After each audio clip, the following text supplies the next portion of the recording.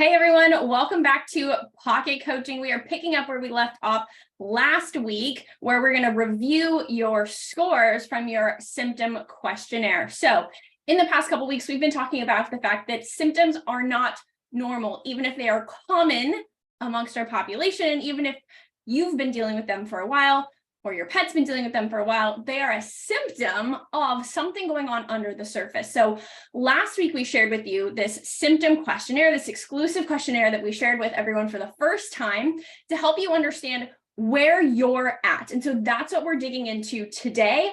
Hopefully when you filled that out, you did that from an unbiased perspective, just being honest. This is for you. This is for your health and your wellness. And now we're going to help you interpret it and talk about next steps. So in that questionnaire, we looked at all different areas of your body and how often you experience symptoms and how intense they are.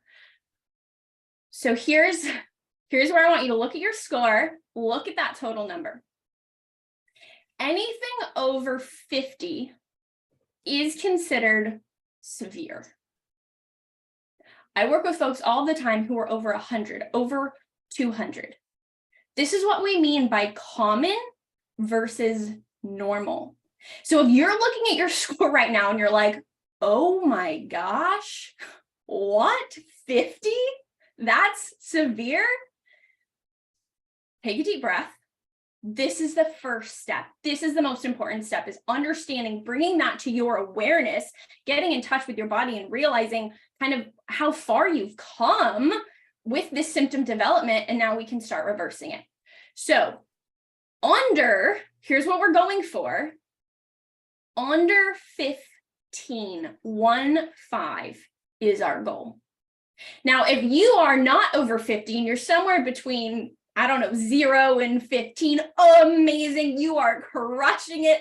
I have never seen someone with a score of under 15 to start. Never, ever. In fact, I don't even know if I've ever seen someone under 30 or 40, because most of us, so many of us, don't even realize how far our symptoms have come.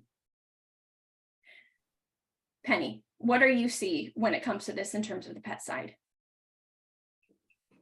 Yeah, I shouldn't laugh. I mean, I'm laughing because it's a tragedy, but when you look at the statistics, and this is not statistics from a test like this, but this is statistics from the science papers and the research, and you're seeing 60% of pets are overweight or obese. 1 in 2 dogs are dying prematurely from cancer. Chronic kidney disease and dental health issues are rife in our cats. That cats in captivity get chronic kidney disease and cats in the wild do not. There's just case study after disease, after example, after statistic that is telling you that what we do as a duty of care as humans looking after animals, we've got it so wrong. Our hearts are in the right place. We're so aligned with our care and devotion and our good intentions, and we somehow have gotten so far disconnected from what they actually really need to thrive that we are loving them to death. Quite literally. We want them to be in our family. We invite them in. We adore them. We love them. But most of us haven't got a clue, because most of us have been educated with, this is normal, they age like this. 7 but is geriatric. I mean, are you kidding me?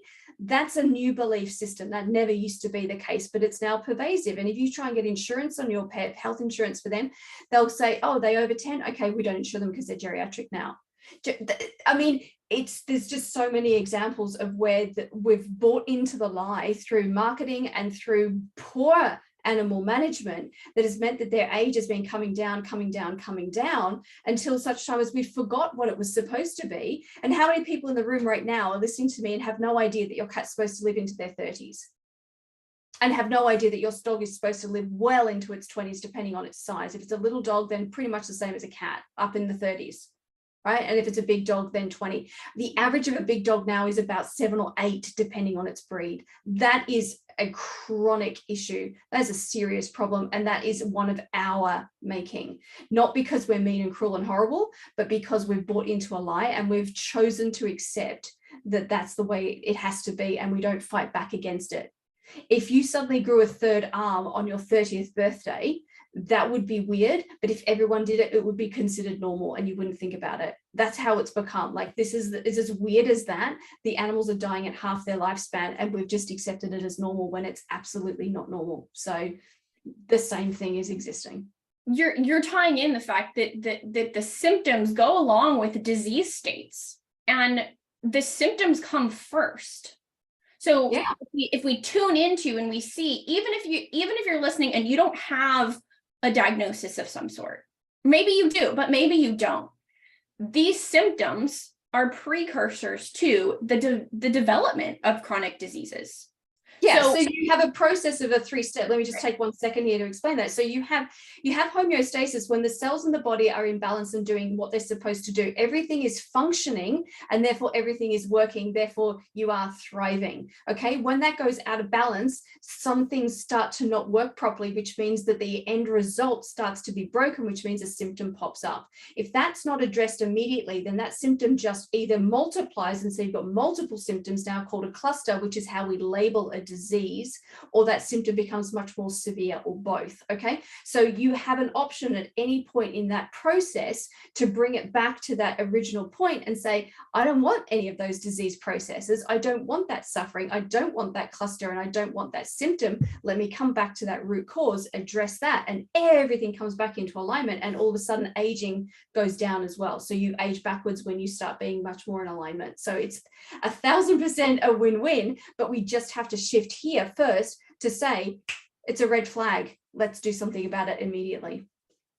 So next week, we're going to come back and we're going to talk to you about what to do now that you know what your baseline is, and that might not actually be what's normal and definitely not ideal. We're going to talk about what are the next steps to move forward, and how can you start to bring your body back into balance and foster a long, healthy life.